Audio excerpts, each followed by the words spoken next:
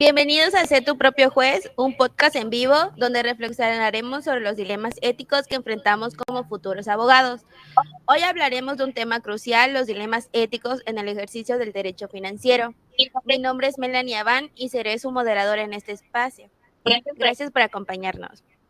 Es un honor contar con la presencia de nuestra invitada especial, la abogada Alejandra Berenice Gedín Rodríguez, especialista en Derecho Financiero con más de 12 años de experiencia en consultoría y cumplimiento normativo. Gracias por aceptar nuestra invitación. Gracias a ustedes, es un honor. Bueno, para abrir este diálogo, cedo la palabra a la abogada Gedín, quien nos compartirá su visión sobre los dilemas éticos en el ámbito financiero. Bueno, aquí es muy importante que ustedes como abogados siempre estén informados de todo lo que pasa en nuestro país financieramente hablando. Principalmente cuando alguno de sus clientes o de nuestros clientes se acerca a nosotros para pedirnos alguna asesoría sobre alguna inversión en alguno de bonos que puedan existir, si están participando para la Bolsa Mexicana de Valores, si están cumpliendo los requisitos, si legalmente les hace falta algo o quieren ellos empezar desde el principio a formar una empresa que les ayude a tener un rendimiento y pueda tener la creación de empleos. ¿Sí? El derecho financiero va muy de la mano con todo los recursos que tiene el Estado. ¿Sí? No nada más estemos hablando en materia federal, sino también aquí dentro de nuestro estado Quintana Roo y nuestro municipio de Solidaridad. ¿Sí? Porque la mayoría de todos los trabajos sociales que se hacen a nivel federal y estatal son a través del pago de los impuestos de cada uno de nosotros como ciudadanos, ¿sí? Y ahí tenemos que tener mucho cuidado al momento de asesorar al cliente, ¿sí? La ética profesional es lo que nos va a abrir el camino para que el cliente tenga confianza en nosotros. Si nosotros desde un principio no le demostramos al cliente que tenemos el conocimiento suficiente para poderlo ayudar y darle la asesoría adecuada, no va a cumplir el rol de abogado ninguno de ustedes. Tienen que tener la confianza y darle la confianza al cliente para acercarse a ustedes. Y ustedes tener un panorama muy extenso acerca de lo que el cliente quiere abordar. Porque el derecho financiero es muy vasto, es muy amplio. Entonces sí hay que tener mucho cuidado en el tipo de asesoría que le den ustedes a sus clientes. ¿Sí? Esa seguridad, esa madurez, ese carácter de saber lo que estoy hablando, lo que estoy diciendo, es lo que les va a abrir mucho la puerta. Muchas gracias por esa reflexión inicial. Ahora pasaremos a las preguntas guía. Comencemos con la primera pregunta, Ángel. Adelante.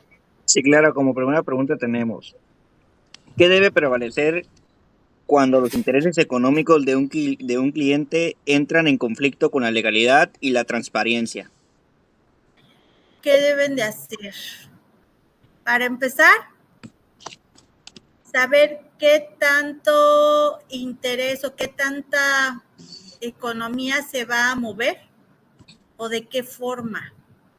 Porque aquí tenemos algo muy importante que acaba de ser reformado en este año y que va a entrar en vigor a partir del 1 de enero, ¿sí? Aquí ustedes me hablan de cuando los intereses económicos, y yo les hablaría de la ley antilavado de dinero, ¿sí?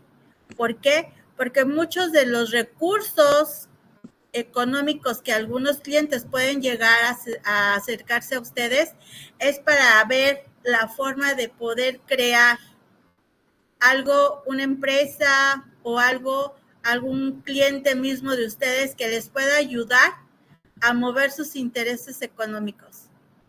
Y eso no se puede permitir dentro de esta profesión. ¿Sí?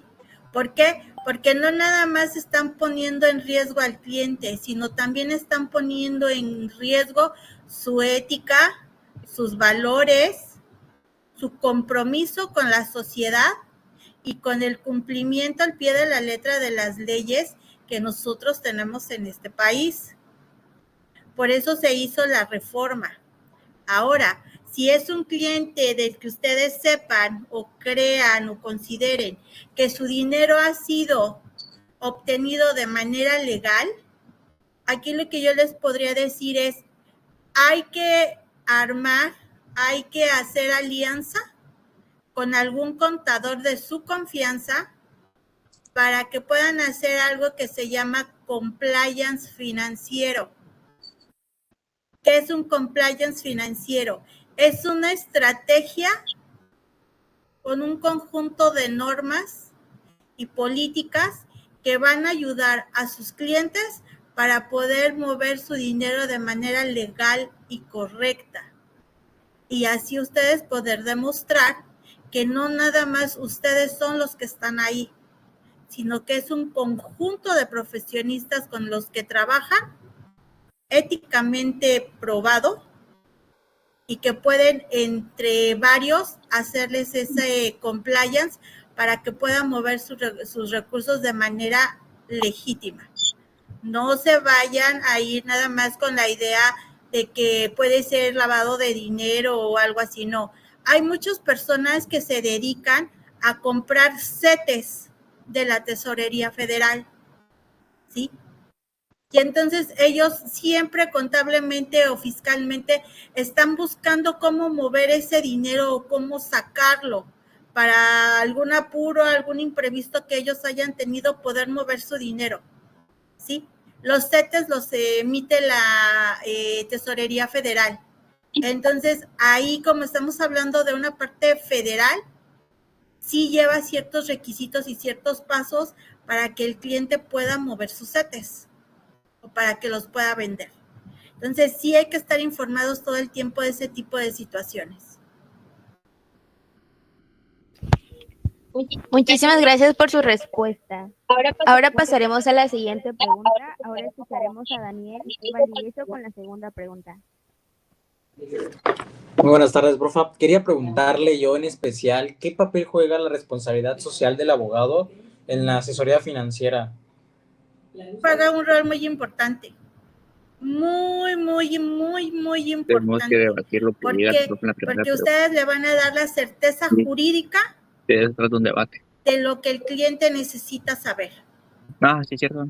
La responsabilidad de ustedes con un cliente es fundamental. Acuérdense que la profesión de un abogado es como la profesión de un cliente o como la de un médico. Nosotros vemos, oímos y callamos, ¿sí? Nosotros no podemos andar por la vida contando que el cliente Juan Pérez va a mover mucho dinero y lo va a hacer a través de esto. No, ustedes como abogados siempre tienen que guardar esa parte del secreto profesional. Dicen que con los abogados uno va a confesarse. Vas a decir lo bueno y lo malo. Y entre lo que nos diga el cliente, tendremos que tomar una decisión o armar una estrategia para la defensa o para la asesoría del mismo cliente. La responsabilidad social que ustedes tienen en sus manos es muy grande porque van a asesorar, pero eso sí, siempre y cuando el cliente les hable con la verdad. Porque si el cliente omite una pequeña cosita, a lo mejor la estrategia que ustedes puedan armar no va a funcionar. ¿Sí? Porque a lo mejor el cliente omitió algo que él puede decir que fue muy pequeño, pero que en realidad puede ser muy grande. ¿Sí? Entonces, sí tienen ustedes una responsabilidad social impresionante porque en algún momento se pueden volver hasta responsables solidarios de lo que pueda suceder. ¿Sí? Es lo mismo que pasa con un contador. Los contadores muchas veces dicen, es que no, yo no soy responsable solidario de nada. No, si eres responsable solidario. Desde el momento en el que el cliente entra y te pide una asesoría, Desde ahí empiezas a ser responsable solidario, ¿sí? Y más ustedes como abogados. Hay que tener mucho cuidado en esa parte, chicos. Muchas gracias, muy interesante. Ahora vamos a continuar con la siguiente pregunta. Nuestra compañera Darbey. No sé, Adelante. ya Valdivia. Sí, antes que nada, buenas tardes, profa. Solamente no, Yo también le quería hacer una pero pregunta no hizo su que pregunta. más que nada va con el tema del fraude. La Sí, pregunta trata de cómo impactan los casos de verga. fraude financiero en la confianza pública hacia los abogados y asesores jurídicos. Ah, sí, sí, sí. Híjole, qué pregunta tan más difícil de contestar. El fraude financiero. Se han visto muchos casos. Un caso muy sonado en la Ciudad de México de fraude inmobiliario. Estamos hablando ahí de dinero, ¿sí? La gente confía, la gente Exactamente lo que va, la comentó. gente te entrega su dinero confiando en que tú vas a ser el mejor de los papeles. Tú vas a poder rescatarle todo lo que necesita que le rescate. Y a la hora de la hora, pues resulta que el abogado se dio la fuga con todo tu dinero. ¿Por qué? Porque a lo mejor el cliente dijo, bueno, pues la abogada sabe cómo invertirlo, la abogada sabe en dónde depositarlo, yo hago lo que ella me diga porque le tengo la confianza. Pero resulta que muchas veces, y eso es común en personas que no tenemos o que no tienen ética, es muy común, bueno, pues híjole, yo me quiero dar unas vacaciones y me voy. No importa, y luego veo cómo le hago para pagarle al cliente o me le desaparezco o cualquier cosa, ¿no? Y muchas veces, aunque nosotros sabemos que el fraude es un delito y que en cualquier momento pues pueden levantar un acta para andarnos buscando y encontrarnos, no lo tomamos en consideración. Porque para nosotros para algunos abogados es muy fácil decir, bueno, sí voy a invertirlo, pero después, ¿sí? Pero el después nunca llega y se desaparece, ¿sí? El fraude financiero es uno de los delitos que está sí tipificado como delito penal, porque sí está tipificado en el área penal, pero muchas veces, pues con que hagas la reparación del daño y devuelvas el dinero, el juez dice, bueno, pues ya devolvió el dinero, ya no hay delito que perseguir, pues ya te puedes ir a tu casa, ¿no? Hay un caso muy sonado ahorita en Mérida precisamente de un fraude financiero, ¿sí? De una persona muy conocida que no pudo resarcir el daño, que era de más de 2 millones de pesos, no pudo resarcir el daño, entonces tuvo que pagar con la privación de la libertad, ¿sí? Le dieron una sentencia de 4 años. Está a 1 año de cumplir su sentencia, pero sí, la juez, porque fue una mujer la que le hizo eso, la que dictó esa sentencia, sí, pues no se pudo hacer la reparación del daño. Dime, Daniel. Yo quisiera preguntarle, profa, en tema de este aspecto con los fraudes financieros y todo eso, relacionando el tema, ¿hasta qué punto un abogado debería proteger esa confidencialidad financiera en un tema ético, hablando de este tipo de cosas? O sea, si debemos prevalecer los fraudes que hace nuestro cliente, No. éticamente, ¿qué estaría correcto? No. Tú no puedes quedarte callado ante una situación que tú conoces. Mire, les pongo un ejemplo muy claro. El contador público tiene la obligación de reportar ante las autoridades hacendarias, en este caso el SAT, si conoce que su cliente o alguno de sus clientes está haciendo compra de facturas. ¿Sí? Lo tiene que reportar. ¿Sí? ¿Por qué? Porque eso se llama fraude. Y es un fraude al fisco federal. precisamente de lo que estamos hablando, fraude financiero al erario público. Entonces tú como abogado no puedes callar ese tipo de situaciones de las que tú te enteres. Si tú no te enteras que tu cliente está haciendo un fraude, a ti se te deslinda de toda responsabilidad. Pero si tu cliente tuvo la confianza de ir y decirte, no, es que yo hice fraude con esto, tú tienes que hacer lo que te corresponde como abogado.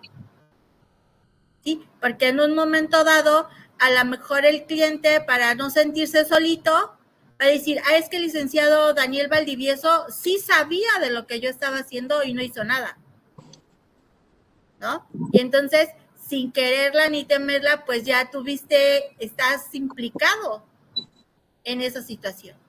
Entonces, siempre decir la verdad y saber lo que están diciendo es fundamental.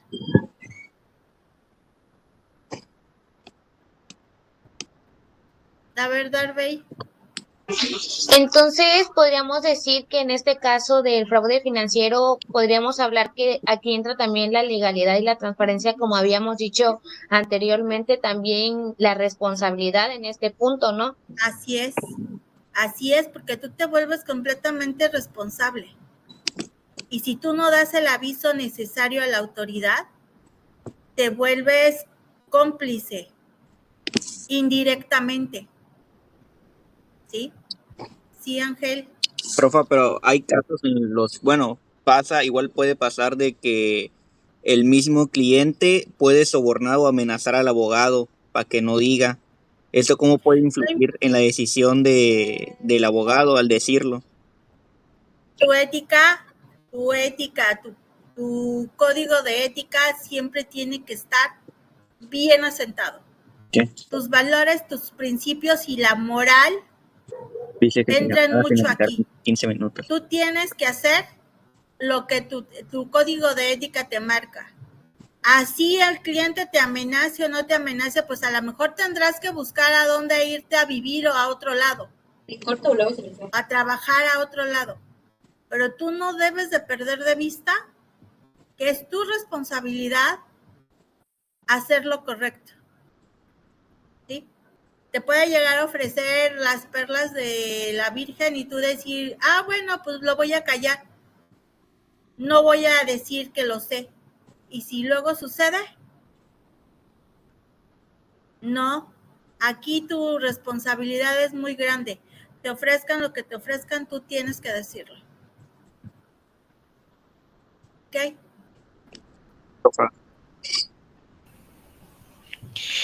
Entonces, profe, ¿usted considera que el fraude financiero pues prácticamente es solo un delito económico o también es una violación de los derechos humanos al afectar pues lo que es la dignidad y la confianza de las personas? Pues aquí engloba todo. Al final del día siempre terminas violentando algún derecho de las personas, y un derecho que tienen las personas es la confidencialidad. Ellos tienen derecho a que nosotros como profesionistas guardemos hasta el más mínimo de sus secretos, sea como sea y hagan lo que hagan. Aquí la profesión del abogado, recuerden que es como un sacerdote. Cuando tú vas y te confiesas con un sacerdote, pues ellos tienen la obligación de guardar silencio de todos los pecados, ¿no?, que hayas cometido. Nosotros como abogados también tenemos que guardar ese tipo de confidencialidad, sea en el área que ustedes estén ejerciendo. La confidencialidad con sus clientes es fundamental. La responsabilidad social y moral que ustedes tienen es fundamental. ¿Sí? El secreto profesional no se debe de romper. Pero si sabemos de algo que están haciendo o se está haciendo mal, chicos, pues se tiene que decir tal cual. ¿Sí? Sí. Excelente. Pasamos por la cuarta pregunta. Darby, adelante. Claro, la cuarta pregunta también es un poco extensa, pero quisiéramos que también habláramos con claridad sobre qué enseñanzas puede extraerse, perdón, de la regulación financiera para fortalecer la ética profesional en el derecho. Qué pregunta tan complicada. Porque en el derecho financiero es un poco complicado, porque estamos hablando de dinero de las arcas públicas, ¿sí? Y al hablar del dinero de las Dice que la arcas llamada termina en públicas, 12 minutos. finalmente siempre terminan saliendo a la luz todas las cosas que pasan en nuestro país con el dinero de nuestros impuestos, ¿no? Y es muy fácil Sí, darte cuenta que Arregui no permitirle, están dice, la cumpliendo llamada con finalizará con en lo 11 minutos. reglamentado. Una Para rayita eso azul aparece. existe una autoridad que se llama Auditoría Superior de la Federación, ¿Cuándo tiene que ser el y mínimo? cada una, esa auditoría superior tiene Son 30. sus sedes en cada estado. ¿Y de qué se encarga? De revisar que todos los ingresos que hayan obtenido todos los estados y todos los municipios se hayan ejercido y se hayan cumplido para las labores que fueron designados, ¿sí? Aquí, ¿qué pasó? Como todos ustedes deben de saberlo ya, Pausa el video. está blindado que se pueda revisar el sexenio del 2018 al 2024. No se puede auditar por la Auditoría Superior, está blindado. ¿Por qué? Bueno, pues porque podemos suponer y presuponer que puede haber muchos fraudes, ¿no? Y aquí salió ya uno de los fraudes más grandes que hubo en ese sexenio, como el de Segalmex, como el de la megafarmacia, y del último que tenemos conocimiento fue de una reducción que se sacó de los fondos del sector salud para el programa contra la enfermedad del cáncer y VIH. Se sacaron 933,000 pesos de ese fondo de salud que se tenía y no se sabe a dónde fueron a parar. Y en este nuevo sexenio otra vez se vuelve a hacer ese mismo recorte a ese programa. Un programa que salva vidas, un programa que mantiene a unas personas con vida. Muchas personas que probablemente fueron contagiadas no mediante un acto sexual, sino por alguna transfusión o por haberse cortado con algún instrumento de una persona con la enfermedad, ¿sí? Entonces, es muy complicado esto, muy, muy complicado, porque no se pueden auditar a todas las autoridades. Y en realidad, pues, el fraude existe, pero pues te lo van a seguir tapando siempre, porque viene otra presidenta municipal con la que te llevas bien y te tapa lo que hiciste, o una gobernadora y te tapa lo que hiciste, o otra presidencia y te tapa lo que hiciste. Entonces, finalmente el fraude es extenso, y sí sería fundamental que se pudieran revisar las cuentas de los presidentes, gobernadores, presidentes municipales, para ver sus cuentas personales, si salió el dinero de las arcas del gobierno. Pero pues muchas veces no se puede hacer. Bueno, profa, con la pregunta anterior que nos planteó, tengo una opinión conforme a lo que nos dijo. ¿Qué opinas sobre el fracaso de la mega farmacia del bienestar? ¿Y podría considerarse fraude administrativo esa farmacia? Sí, eso fue un fracaso desde el principio, porque no existían los medicamentos que la gente necesitaba.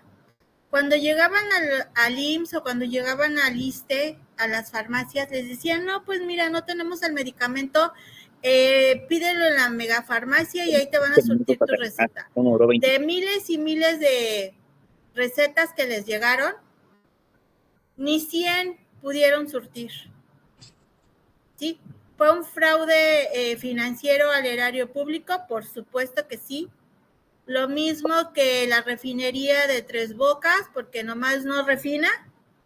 Bueno, dicen que sí refina, pero no refina, en realidad, ¿sí?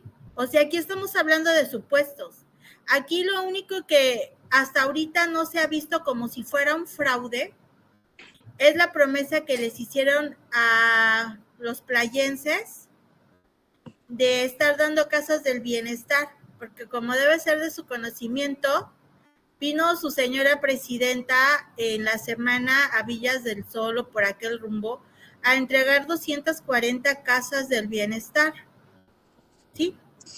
Y pudiéramos decir, bueno, pues probablemente las viviendas sí estén bien construidas, estén amplias, estén grandecitas, pero pues en realidad no sabemos si sí le va o no le va a funcionar a la gente. Entonces, ese es un tema que pues hay que ver. En algunas partes, bueno, unos alumnos que tengo también estaban trabajando directamente en este proyecto y ya les dieron las casas escrituradas. Esa es una ventaja para la persona, ¿sí? Estuvieron haciendo también cancelaciones de créditos de Infonavit que llevaban más de 20 años sin pagarse, ¿sí? Entonces, fue algo que les prometieron, sí, hasta ahorita lo cumplieron, sí, y lo único que no se ha cumplido en el sexenio del señor López Obrador fue la megafarmacia. Bueno, eso y muchas otras cosas, están ¿no? mandando, porque Dime, Darbey. Entonces, ¿usted cree que la finalidad de las entregas del bienestar y, o sea, qué derechos cree que busca garantizar estas entregas? Estas entregas solamente buscan garantizar el voto para el 2030. Es para lo Y voy a único. hacer rato entre mi galería. Bendito que las familias que ya tienen, 240 familias que ya tienen casa, que ya tienen un techo seguro y que pues la renta que pagaban a lo mejor es lo que van a tener que estar pagando por su casita. Sí, porque tampoco se las regalaron. Ya está escriturada y todo y ya no tienen reserva de dominio, pero lo único que buscan es hacerse de más votos, ¿sí? Yo vi una foto, bueno, no fue una foto, fue un video donde están la gobernadora, la presidenta y la presidenta municipal de aquí, y la gobernadora y la presidenta municipal dijeron que todas las mujeres de Quintana Roo estábamos con la 4T, y entonces en ese momento yo pegué un grito y dije, no, a mí no me metan en su chisme, yo no estoy ahí metida, ¿sí? Y así como yo, pues puede haber muchas otras mujeres que decimos, no nos metan en ese chisme, ¿sí?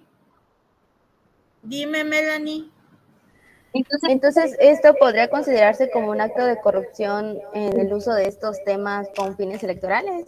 Sí, están haciendo proselitismo desde antes. Y fíjense qué importante lo que acaba de mencionar Melanie, porque es un proselitismo estatal.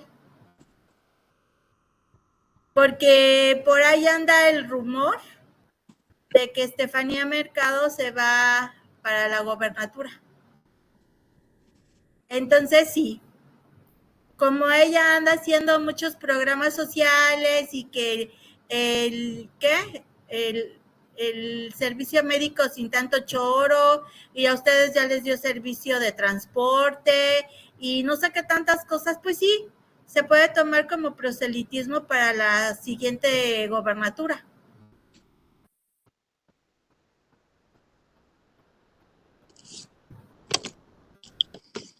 ¿Alguien más? La siguiente pregunta, falta una, ¿no?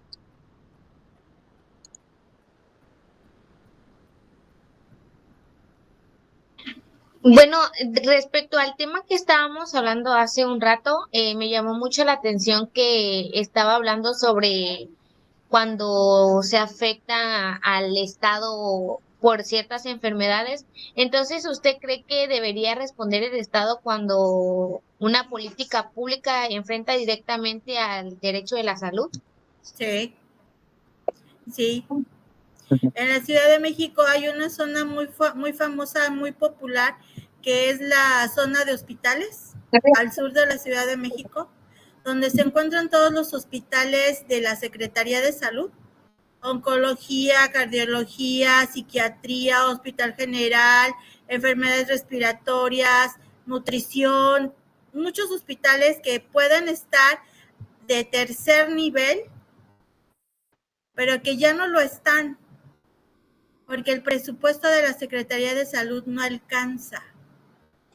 ¿Difícil entrar a esos hospitales? Sí, muy difícil de entrar. Sí, pero el Hospital de Oncología salvó a miles y miles de mujeres de cáncer de mama, que ahorita ya no cuentan con su tratamiento. A ese hospital le hicieron una adaptación, hicieron un pasillo para hacerlo más grande y son 2 edificios del Hospital de Oncología. O sea, imagínense qué tan importante se volvió ese hospital que tuvieron que construir un edificio más, un anexo. Sí, otro hospital donde también esperemos que no les recorten los recursos es el Instituto Nacional de Ciencias Médicas y Nutrición Salvador Subirán. Ese hospital de salubridad se dedica a estudiar enfermedades raras como el lupus y otro tipo de enfermedades que no se sabe por qué surgen en las personas, ¿sí? Esperemos que a ese tipo de enfermedades y a otro tipo de hospitales no les afecte el recorte que acaban de hacer, ¿sí? Porque los medicamentos antirretrovirales para los de VIH son muy caros, igual que los de oncología. Entonces, pues, esperemos que tomen un poco más de conciencia y que no sigan violando los derechos de las personas a la salud. Así es, profe, muchas gracias. Pero en ese tema que menciona, maestra, ya hubo un recorte, ¿no? Que se aprobó. Sí, pero acaban de hacer un recorte a un fondo específico que se tenía para esas 2 enfermedades en particular. Era un fondo específico y le recortaron ahorita un 8% más. Que prácticamente el dinero que se debía, ¿no? O eso es ¿Cómo? aparentemente. Entonces prácticamente sería como un desvío de dinero, No se oye. porque no sabemos. Ay, perdón. Ay, perdón. Que prácticamente Ya sería como como un un desvío de desvío de dinero, dinero, Sí, porque porque prácticamente Sí. ya no sabemos ya hacia dónde hacia dónde ya se va ese dinero. así es. O probablemente lo vayan a utilizar para infraestructura. O sea, desvían el dinero que está destinado para la salud y lo van y lo meten para algo de infraestructura o para algo. Precisamente surgió un video aquí en mi casa que estaba yo escuchando del señor López Obrador. Él vive en una pequeña área con más de 13 hectáreas. Ya chiquito, el rancho del señor, ¿no? Entonces, bueno, pues pudiéramos suponer, ¿no? Él dice que esas tierras fueron heredadas, pero pues en realidad no lo sabemos, ¿sí?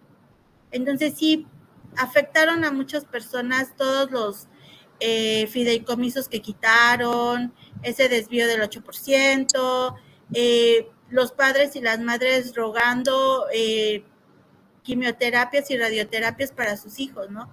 No sabemos cuántos de esos pequeñitos pudieron salvarse y cuántos no, y al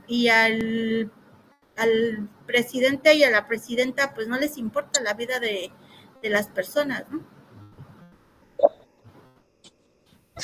De hecho, es un tema muy interesante. Sí, mucho.